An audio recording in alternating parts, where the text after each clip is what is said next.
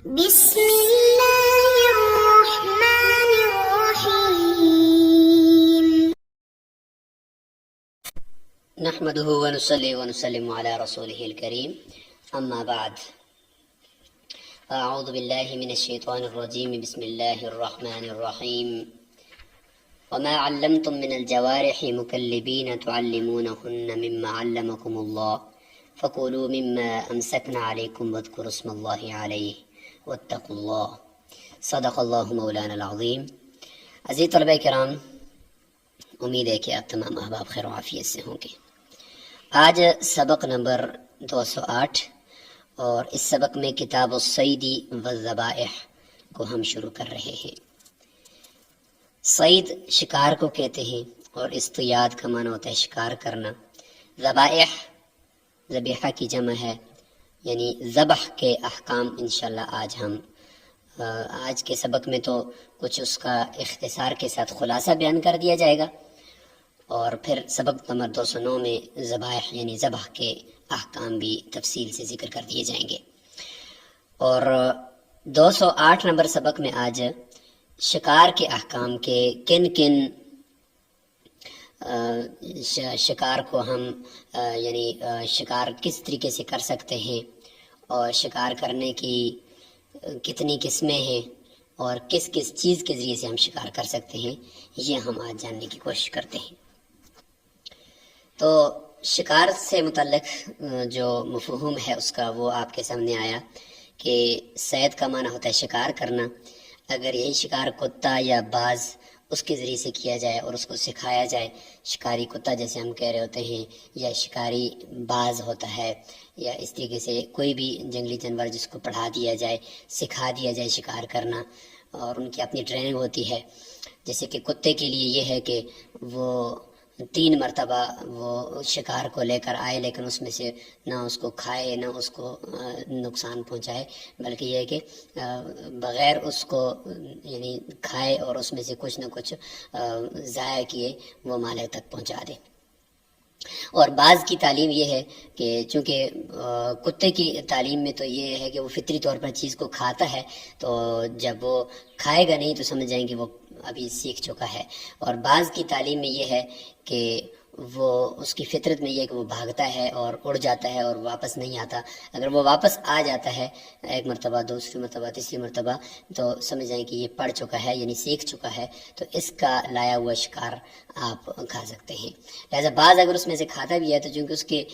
تعلیم میں کھانے کی شرط تو ہے نہیں ہے کہ اگر کھائے گا تو پھر وہ تعلیم اس کی نہیں ہوگی مکمل، بلکہ یہ ہے کہ اس کی تو تعلیم یہ ہے کہ جب آپ بلاؤ تو واپس آ جائے. تو جب اس طرح ہو گیا تو سمجھیں کہ اس کو ٹریننگ ہو چکی ہے، اب یہ شکار کے قابل ہے. تو اس طریقے سے جب ان کو سکھایا جاتا ہے، اور دوسری شرط یہ ہے کہ وہ بسم اللہ پڑھ کر ان کو اگر چھوڑ دیا جائے، اور شکار جو ہے وہ آپ ذبح کرنے پر قدرت ہونے سے پہلے آپ جا کر دیکھیں تو شکار جو ہے وہ مر چکا ہو اور انہوں نے اس کو یعنی تھوڑا بہت زخمی بھی کیا ہو، تو یہ شکار حلال ہے. اسی طریقے سے بسم اللہ پڑھ کر تیر پھینکا، اور تیر جو ہے وہ اس نے جا کر شکار کو زخمی بھی کیا. اور اسی طریقے سے بندوق کی وہ والی گولی جو دھاری دار ہوتی ہے اور وہ جا کر شکار کو لگی اور اس نے شکار کو زخمی کر دیا، بسم اللہ پڑھ کر آپ نے مارا، تو اس سے بھی شکار حلال ہو جائے گا. لیکن بندوق کی جو گولی ہوتی ہے اس میں اکثر گولیاں آگے سے ظاہر کے دھاری دار نہیں ہوتی، وہ زور کی وجہ سے جا کر شکار کو پھاڑتی تو ہیں لیکن چیرتی نہیں ہے، زخمی نہیں، اس طریقے سے زخمی جس طریقے سے دھاری دار آلے سے کیا جاتا ہے اس طریقے سے نہیں کرتی، بلکہ وہ اس کو پھاڑ دیتی ہیں اور سمجھ جائیں کہ اس کو دبوچ دیتی ہے، اور اس کی وجہ سے وہ زخم بھی ہو جاتا ہے، لیکن حقیقت میں وہ پیچھے اس کے زور ہوتا ہے بارود کا، جس کی وجہ سے شکار کے اندر جا کر وہ گولی پہ بست ہو جاتی ہے. تو اس لیے بندوق کی دھاری دار گولی کے ذریعے سے تو شکار اگر آپ کے ہاتھ چڑھنے سے پہلے فوت ہو گیا، مر گیا، تو وہ حلال ہوگا. لیکن دھاری دار گولی اگر نہیں ہے تو پھر شکار کو جا کر ذبح اختیاری کرنا ضروری ہوگا، ورنہ ذبح اضطراری کے ذریعے سے وہ پھر حلال نہیں ہوگا. تو یہ جو شکاری کتے کے ذریعے سے شکار کیا جاتا ہے یا باز کے ذریعے سے، تو اس سے متعلق قرآن مجید میں آیت موجود ہے کہ یسألونک ماذا احل لہم قل احل لکم الطیبات، کہ اس آیت میں بتلایا کہ کتے کو سکھاؤ، پھر سکھایا ہوا کتا اس کو بسم اللہ پڑھ کر شکار پر چھوڑ دو، تو وہ جو کچھ تمہارے لیے روکے یعنی مار لائے لیکن اس میں سے خود نہ کھائے تو وہ شکار تمہارے لیے حلال ہے۔ سورہ مائدہ کی آیت نمبر یہ 4 ہے۔ اور اسی سے متعلق ایک طویل حدیث بھی ہے، حضرت عدی بن حاتم رضی اللہ عنہ کے وہ شکار زیادہ کرتے تھے، تو ان نے پوچھا عن المعراض، یعنی وہ تیر جس کا آگے پر نہ ہو اور وہ چوڑائی کے اندر جا کر لگ جائے تو کیا شکار اس کا کیا ہوا حلال ہوگا؟ تو حضور صلی اللہ علیہ وسلم نے فرمایا کہ اذا اصبت بحدہ فکل، یعنی اگر اس کی دھاری دار حصہ اگر لگ گیا تو پھر تو آپ کھا سکتے ہیں۔ فاذا اصاب بعرضہ، کہتے ہیں کہ فقتل، اگر وہ چوڑائی میں لگے تو پھر وہ قتل کر دیا گیا، یعنی ہے کہ وہ پھر کھایا نہیں جائے گا۔ فإنہ وقیز، اس لیے کہ اس کو دبوچنے کی وجہ سے وہ مرا ہے۔ زخمی تو تب ہوگا جب دھاری دار حصہ اس کا لگے گا۔ تو یہ دیکھیں اس میں پوری تفصیل کے ساتھ شکار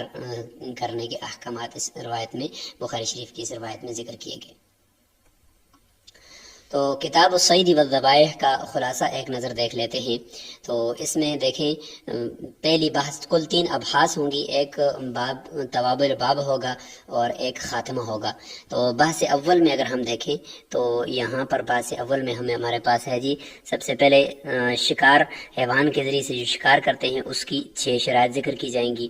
اور دوسرے نمبر پر ہوگا کہ اگر کسی آلہ کے ذریعے سے آپ شکار کرتے ہیں تو اس کی 3 شرائط ذکر کی جائیں گی۔ نمبر 3 ہوگا جی کہ یعنی شکار کو کوئی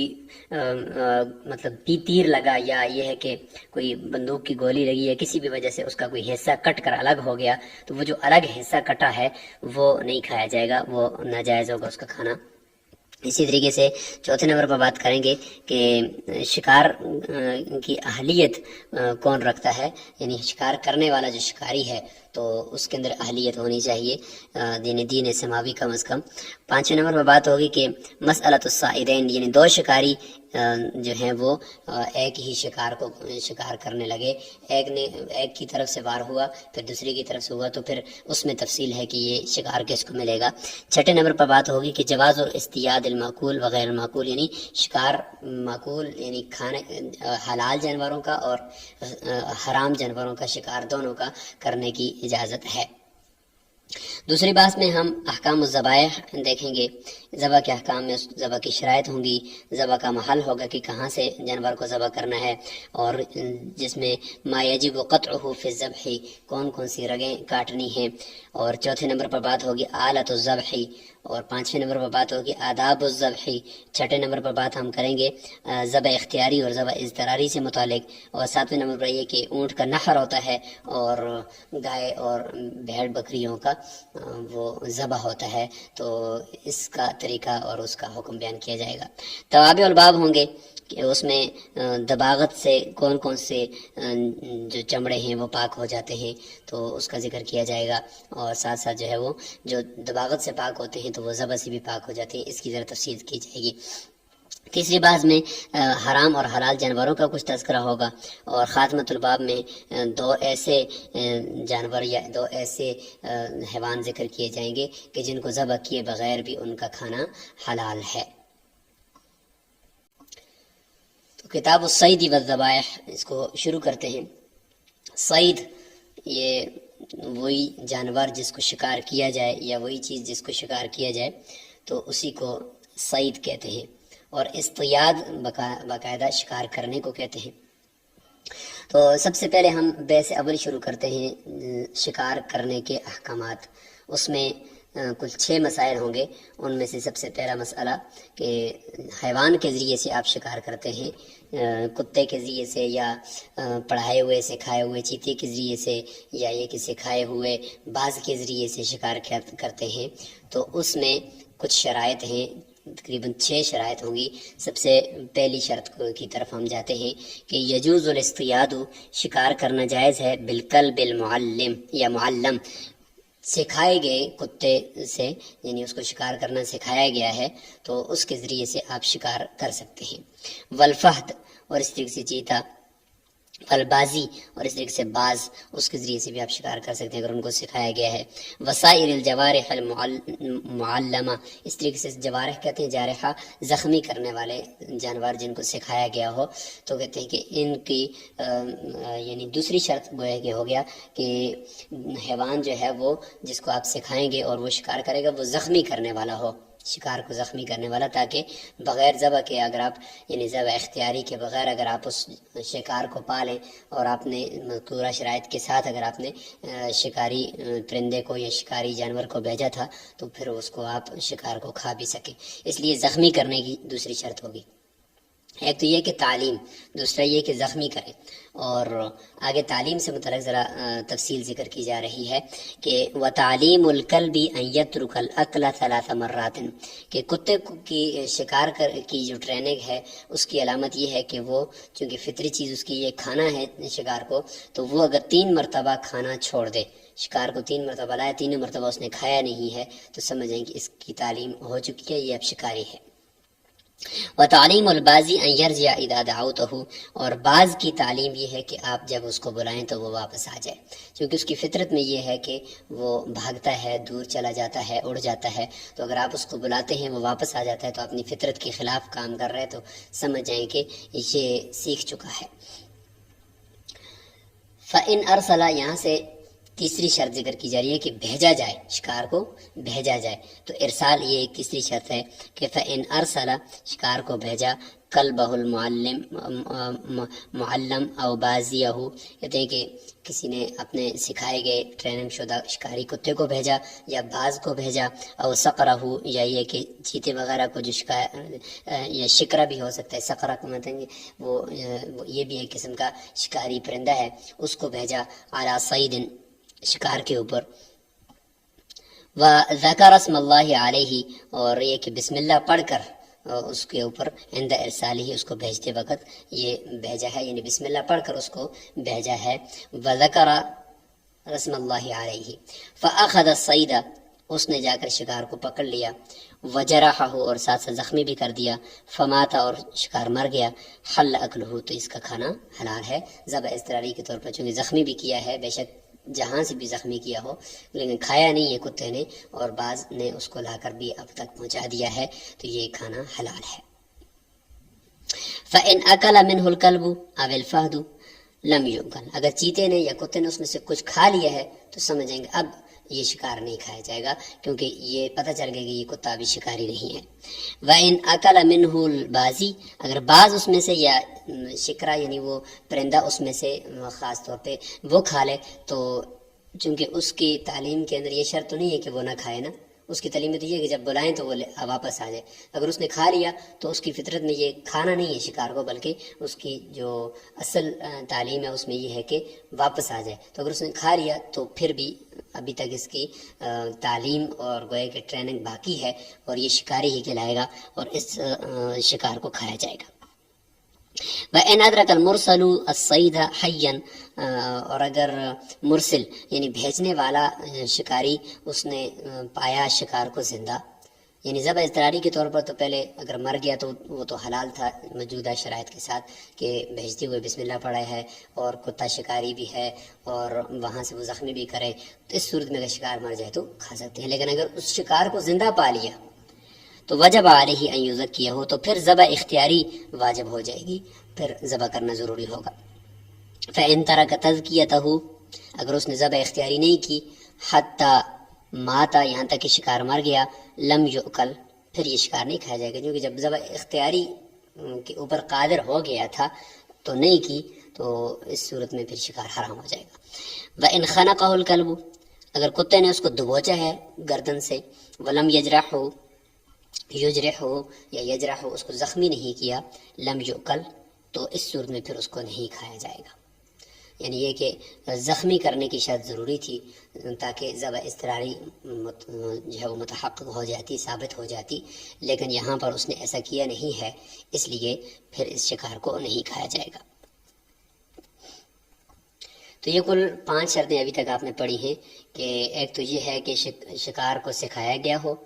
شکاری یعنی جو پرندہ ہے یا شکاری کتا ہے اس کو سکھایا گیا ہو، تعلیم۔ نمبر 2 یہ کہ وہ زخمی کرنے والا ہو۔ نمبر 3 یہ کہ آپ اس کو بھیجیں شکار کے اوپر، خود جا کر لے کر آئے گا تو یہ بھی پھر نہیں کھایا جائے گا، آپ نے بھیجنا ضروری ہے، آپ کا بھیجنا شرط ہے۔ اور تیسرا یہ کہ بسم اللہ پڑھ کر،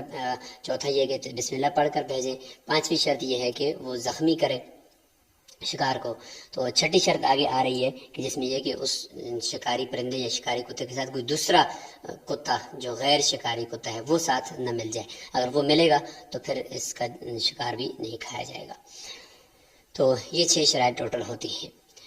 کہتے ہیں کہ وہ انشارہ کا ہو کلب غیر معلم، کہتے ہیں کہ اگر یہ 6ٹھی شرط آ گئی کہ اگر اس کے ساتھ کتا ایسا مل گیا کہ جو غیر معلم ہے، یعنی یہ کہ اس کو سکھایا گیا نہیں تھا،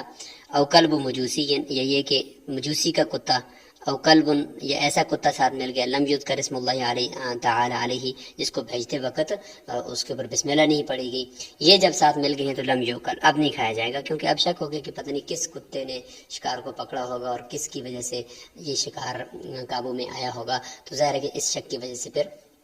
احتیاط اسی میں ہے کہ اس شکار کو نہیں کھایا جائے گا۔ وَإِذَا رَمَى الرَّجُلُ سَهْمًا إِلَى الصَّيْدِ، اگر ایک آدمی نے تیر مارا شکار کی طرف، یہاں سے وہ کسی آلے کے ذریعے سے شکار کرنے کے احکامات ذکر کر رہے ہیں۔ حیوان کے ذریعے سے شکار کرنے کی جو شرائط تھی وہ ذکر ہو گئی، اب کسی آلے کے ذریعے، بندوق کے ذریعے سے یا پسٹل کے ذریعے سے فائر کر رہا ہے، یا یہ کہ تیر کے ذریعے سے شکار کر رہا ہے یا نیزے کے ذریعے سے کسی بھی طریقے سے کر رہا ہے، اس کا حکم ذکر کیا جا رہا ہے کہ تیر مارا شکار کو، رمی یہ بنیادی شرط ہے۔ فسم اللہ عند الرمی اکل ما اصابہ، کہتے ہیں کہ اس نے بسم اللہ بھی پڑھی ہے تیر مارتے وقت تو وہ کھا سکتا ہے جس کو وہ تیر جا کر لگے گا، اس شکار کو کھا سکتا ہے جس شکار کے اوپر جا کر اس کا تیر لگے، کہ بسم اللہ پڑھ کر اس نے مارا ہے، اگر وہ شکار مر گیا زخمی ہو کر تو وہ کھایا جائے گا، بشرط ہے کہ اذا جرحہ السہم فمات، کہ اس تیر نے اس شکار کو جا کر زخمی بھی کیا ہے اور وہ مر گیا ہے۔ وَإِنْ أَدْرَكَهُ حَيًّا، یہاں پہ بھی یہی حکم ہے کہ اگر اس کو زندہ پا لیا تو زکا ہو، پھر ذبح اختیاری جو ہے وہ ضروری ہوگی، پھر اس کو ذبح کرے گا۔ وَإِنْ تَرَكَ تَزْكِيَتَهُ لَمْ يُؤْكَلْ، اگر ذبح اختیاری نہیں کرے گا تو پھر یہ شکار حرام ہو جائے گا۔ وَإِذَا وَقَعَ السَّهْمُ بِالصَّيْدِ، اگر اس طریقے سے ہوا کہ شکار کو تیر لگا، فَتَحَامَلَ، اس نے برداشت کر لیا، حَتَّى غَابَ عَنْهُ، یہاں تک کہ وہ شکاری سے غائب ہو گیا، وَلَمْ يَزَلْ فِي طَلَبِ، لیکن شکاری مسلسل اس کی طلب میں تھا، اس کو ڈھونڈ رہا تھا، حَتَّى أَصَابَهُ مَيِّتًا، یہاں تک کہ اس کو مردہ پایا، اکیلا، اس شکار کو کھایا جائے گا۔ وجہ کیونکہ مسلسل اس کی طلب میں تھا، تو یہ ایسا ہے کہ اس کے سامنے ہی مرا، اور ذبح اضطراری یہاں پہ متحقق ہو جائے گی۔ لیکن فَإِنْ قَعَدَ عَنْ طَلَبِهِ، اگر وہ اس کی طلب کرنے سے بیٹھ گیا، یعنی اس کی طلب نہیں کی اور شکار بعد میں اس کو واپس گھر آتے ہوئے مل گیا، تو ثم أصابه ميتا، پھر بعد میں اس کو میت یعنی مردہ شکل میں ملا، لم یوکل، پھر نہیں کھایا جائے گا۔ کیوں؟ اس لیے کہ یہاں پر اس نے اس کی طلب ہی نہیں کیا، تو ہم یہ سمجھیں گے کہ ذبح اختیاری ہو سکتی تھی اگر یہ اس کو طلب کرتا، جبکہ یہ اس کی طلب سے بیٹھ گیا، شکار پھر بعد میں اپنی موت خود مر گیا، اس لیے نہیں کھایا جائے گا۔ وَإِنْ رَمَى صَيْدًا، اگر شکاری نے شکار کی طرف تیر پھینکا، فَوَقَعَ فِي الْمَاءِ، وہ پانی میں گر گیا، لم یوکل، نہیں کھایا جائے گا، کیونکہ اس میں یہ شبہ ہے کہ شاید وہ پانی میں گرنے کی وجہ سے مرا ہے، ورنہ وہ زندہ رہتا اور وہ ذبح اختیاری کے طور پر اس کو ذبح کیا جا سکتا تھا۔ وَكَذَلِكَ، اس طرح کے حکم ہے کہ ان وقع علی سطح او جبل، پہلے چھت پر گرا یا کہیں پہاڑ پر گرا، ثم تردى منه الى الارض، پھر وہاں سے لڑک کر یا گر کر نیچے زمین تک آیا، لم یوکل، اس صورت میں بھی نہیں کھایا جائے گا، کیونکہ اس میں بھی شبہ یہ ہے کہ شاید یہ چھت پر گرنے یا پہاڑ سے گرنے یا چھت سے گرنے کی وجہ سے مرا، تو یہ تو پھر گویا کہ شکاری کی گولی سے، شکاری کی فائر سے تو نہیں مرا نا، تو اس شبہ کی وجہ سے نہیں کھایا جائے گا۔ لیکن فَإِنْ وَقَعَ عَلَى الْأَرْضِ ابتداءً، اگر ڈائریکٹ پہلے زمین پر ہی گرا ہے، پہاڑ پر یا چھت پر نہیں گرا، تو اکیلا، پھر کھایا جائے گا، ظاہر ہے زمین پر ہی گرتا ہے، تو اس صورت میں پھر یہ شک نہیں کیا جا سکتا کہ کہیں سے گر کر مرا ہے۔ آگے یہ ہے کہ وَمَا أَصَابَهُ الْمِعْرَاضُ بِعَرْضِهِ، معراج اس تیر کو کہتے ہیں جس کے آگے پر نہ ہو، اور جب اس کو مارو تو وہ چوڑائی میں جا کر لگتا ہے، اس طریقے سے دھاریدار جا کر نہیں لگتا، دھاریدار ایسا اس کا شکار کو نہیں لگتا بلکہ چوڑائی میں لگتا ہے، تو اس سے شکار یعنی دبوچا جاتا ہے، اور شکار اگر مر بھی گیا تو وہ دبوچ کر مرتا ہے، نہ کہ وہ دھاریدار آلے سے لگ کر زخمی ہو کر مرتا ہے۔ تو اس لیے اگر ایسا چوڑائی میں لگنے والا تیر اپنی چوڑائی میں لگ گیا تو لم یوکل، اس کو نہیں کھایا جائے گا، کیونکہ یہاں پہ وہ شرط نہیں پائے گی زخمی کرنے والی۔ فین جراحہ ہو، اگر زخمی کر دیا اس نے پھر بھی تو اکیلا، کیونکہ دھاریدار تو ہے پھر بھی لیکن چوڑائی میں لگا ہے، البتہ اگر چوڑائی میں لگنے کے ساتھ اس نے ذبح کی طرح اس کو زخمی کیا ہے تو سمجھ جائیں کہ پھر کھایا جائے گا۔ ولا یوکل ما اصابته البندقہ، بندقہ غلیل، غلیل کے ذریعے سے جو پتھر مارتے ہیں نا، تو اس کے ذریعے سے اگر کوئی یہ بندقہ یعنی غلیل کا جو پتھر ہے یہ اگر کسی شکار کو پہنچ جائے تو اس کو نہیں کھایا جائے گا، چونکہ وہ جا کر دبوچتا ہے، وہ دھاریدار نہیں ہوتا کہ جس کے وہ شکار زخمی، تو دھاریدار ہونا کسی بھی آلے کا ذبح کے وقت وہ ضروری ہوتا ہے، جبکہ یہ ایسا نہیں۔ اسی طریقے سے حکم بندوق کی گولی کا بھی ہے کہ اگر وہ دھاریدار ہے تو اس سے شکار اگر زخمی ہو کر مر گیا تو کھایا جائے گا، اگر دھاریدار نہیں ہے، آگے سے وہ اس کی دھار نہیں بنی ہوئی گولی کی، تو پھر وہ شکار نہیں کھایا جائے گا۔ اذا مات منہا، اگر اس سے شکار مر گیا تو نہیں کھایا جائے گا، اگر زندہ مل گیا تو پھر اس کو ذبح کیا تو پھر کھایا جائے گا۔ تو یہاں تک یہ بات مکمل ہو چکی ہے، آگے انشاءاللہ یہاں سے آگے اگلے سبق کے اندر ہم اس کو پڑھیں گے۔ تو آج ہم نے کتاب الصید میں شکار کے احکام کے،